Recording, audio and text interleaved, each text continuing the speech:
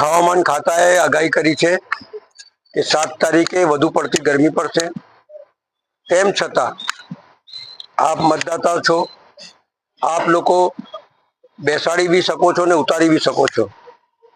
આ દેશની લોકશાહી આપણા વડે જ ટકેલી છે, એટલે આ લોકશાહીના પર્વની અંદર ગમે તેટલી ગરમી પડતી હોય, ગમે તેવી આંધી તોફાન આવતું હોય છતાં આ પવિત્ર વોટ, જેના લીધે દેશ લોકશાહીનો પર્વ મનાવે છે, એ લોકશાહીના પર્વની અંદર આપ નીકળજો, લોકોને સમજાવીને બહાર કાઢજો અને વોટ આપજો। ભાઈ જસપાલસિંહને વોટ આપીને લોકસભાની અંદર આપની અવાજ બુલંદ થાય।